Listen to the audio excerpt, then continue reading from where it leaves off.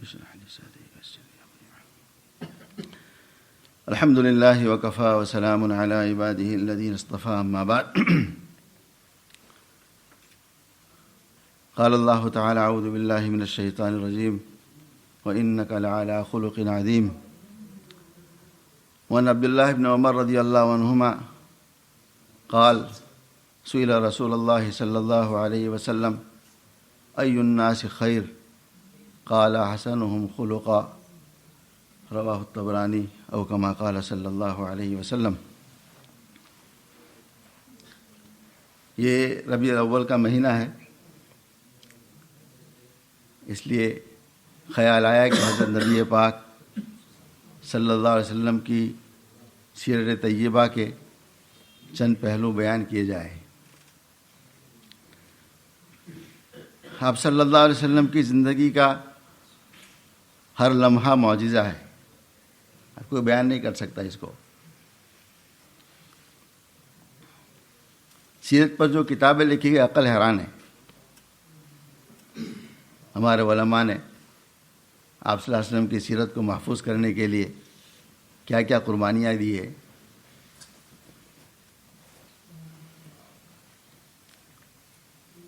سیرت کا ایک بہت بڑا پہلو یہ ہے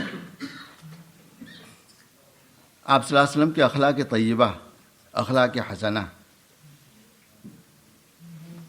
آپ کے اخلاق سب کے ساتھ بہت اعلیٰ تھے،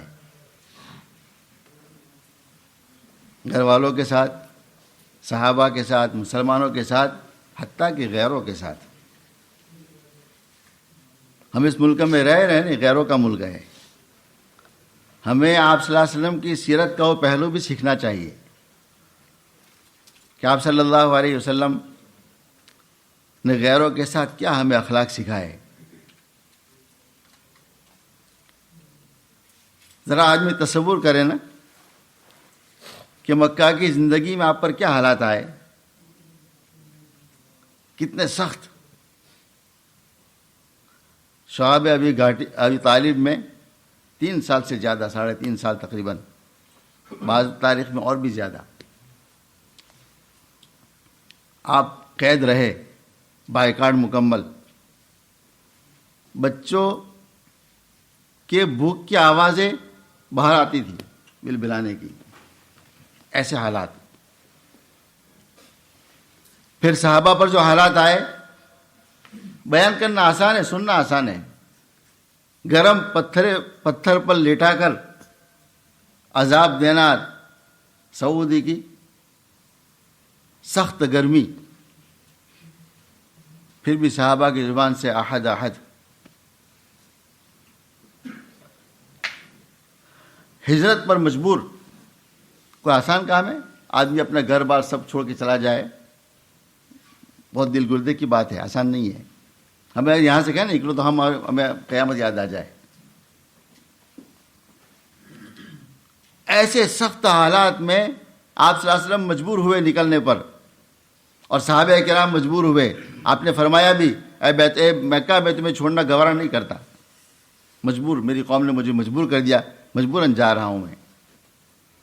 مگر جب آپ دوبارہ فاتح بن کر آئے، آپ کے ساتھ صحابہ کرام بہت بڑا مجمع، 10,000 سے زائد، اور سارے جان دینے والے، اور مکہ والوں پر ہیبت طاری ہو گئی کہ آج حضور کسی کو چھوڑنے والے نہیں ہیں صلی اللہ علیہ وسلم. ایسے حالات میں آپ تشریف لائے نا تو ہر فاتح آتا ہے اکڑتا ہوا، گردن کو اونچی کرتا ہوا، فخر کے نعرے زبان پر لاتا ہوا. میرے حبیب پاک صلی اللہ علیہ وسلم مکہ میں داخل ہوئے فاتح بن کر.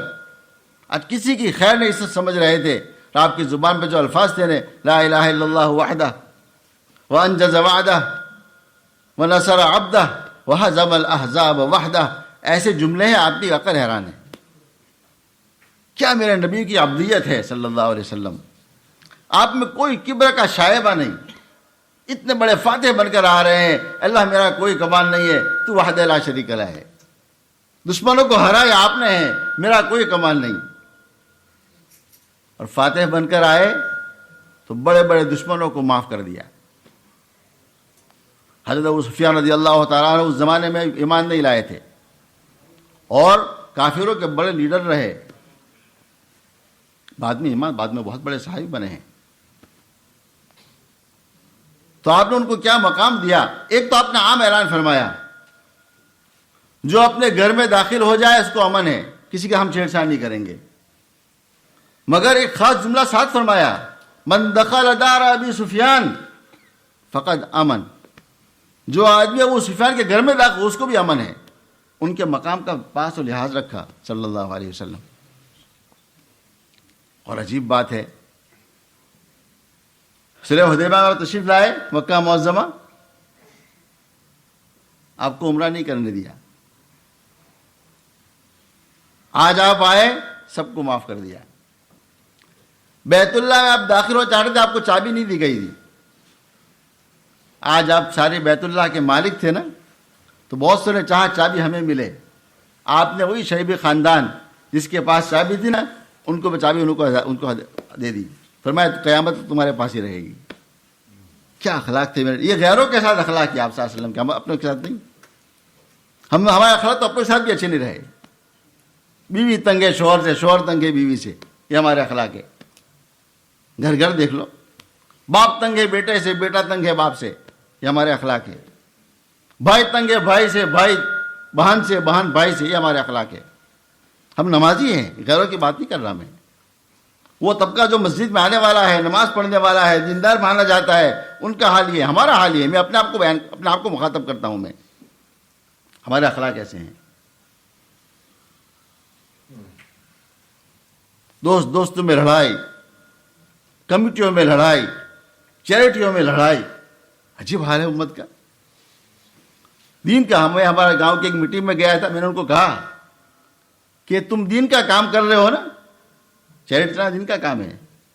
دین کے کام کرتے ہوئے تمہارے اندر پارٹی بازی ہے تو بہتر ہے گھر بیٹھ جاؤ، کوئی کام نہ کرو، اس میں عافیت ہے. آدمی دین کا کام کرتا ہے، وقت لگاتا ہے، محنت کرتا ہے، اور پارٹی بازیاں، غیبتیں، بہتان، ایک دوسرے کے ساتھ لڑائی جھگڑے، سارے اعمال ختم. آخرت میں سوائے آخرت میں جہنم، جنت بھی نہیں. ایک مسلمان کی عظمت کتنی بڑی ہے. مسلمان کی عظمت، بوڑھے کی عظمت، بڑی عمر کا آدمی اس کی عظمت. خالص منافق ہے وہ آدمی جو بڑے سفید داڑھی والوں کا اکرام نہ کرے.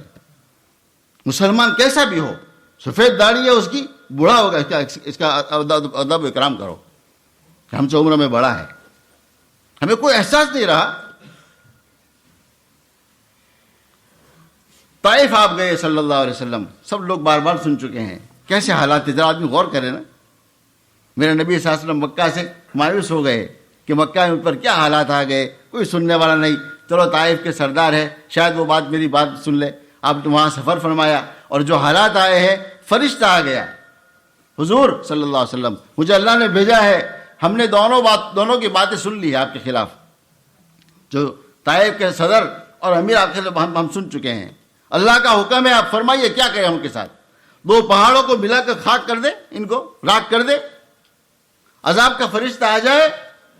کہا نہیں، مجھے امید ہے اللہ ان کی نسلوں میں موحد پیدا کر دیں گے. کیسے حالات، کیسی سخت تکلیف. آپ نے مرتبہ فرمایا تھا، عائشہ رضی اللہ عنہا کو پوچھا حضور آپ پر کون سے حالات بہت مشکل آئے؟ فرمایا وہ طائف والے حالات. وہ آپ کو یاد تھے، مجھ پر سخت حالات طائف میں آئے ہیں، مگر وہاں آپ کے اخلاق کیا ہے، سب کو معاف کر دیا. ان کے لیے دعائیں کر رہے ہیں، ہم اپنوں کے لیے بدعائیں کر رہے ہیں. ماں بدعا کرتی ہے بیٹے کے لیے، کیسے حالات ہے. باپ بدعا کرتا ہے بیٹوں کے لیے، کیسے حالات ہے. حضور بدعا نہیں دے رہے ہیں، کافروں کو معاف فرما رہے ہیں، جو آپ کو تکلیف ایذا پہنچا رہے ہیں. یہ حال ہے صلی اللہ علیہ وسلم. میرے دوستو بہت غور کرنا چاہیے ہمیں، کیا آپ کے اخلاق تھے اور ہم نے کیا اخلاق چھوڑ دیے ہیں. ہم اس ملک میں رہ رہے ہیں نا، ہمارے ساتھ پڑوسی ہے غیر مسلم ہے، کام پر ہم جا رہے ہیں ہمارے ساتھ غیر مسلم ہے. کوئی دعوت کی ضرورت نہیں، ان کو کوئی دعوت نہ دے، اپنے اخلاق سے ان کو مروب کر دے. بس آپ کی زبان، آپ کا چال چلن، آپ کا وقت کا اہتمام، آپ کا اٹھنا بیٹھنا، آپ کا کھانا پینا، ہمارا طور و طریقہ سنت کے موافق ہونا. وہ مجبور ہوگا پوچھنے پر یہ کون لوگ ہیں. مجبور ہوگا. اللہ اس کے دل میں بات ڈال دیں گے یہ مسلمان کوئی اور مسلمان ہے جو ہم میڈیا میں سن رہے ہیں وہ نہیں ہے. میڈیا نے اسلام کو غلط پھیلایا ہے اور ہم اپنے اخلاق سے بھی غلط پھیلا رہے ہیں. فرق کیا ہوا؟ میڈیا کو ہم گالیاں دے رہے ہیں کہ میڈیا اسلام کو بدنام کر رہا ہے. اپنے آپ کو نوچو، اپنے آپ کو، کہ ہم نے اسلام کو کون سی عزت دی ہے؟ ہم نے اسلام کا کیا نمونہ پیش کیا امت کے سامنے؟ بات بات میں لڑائی، بات بات میں گالیاں.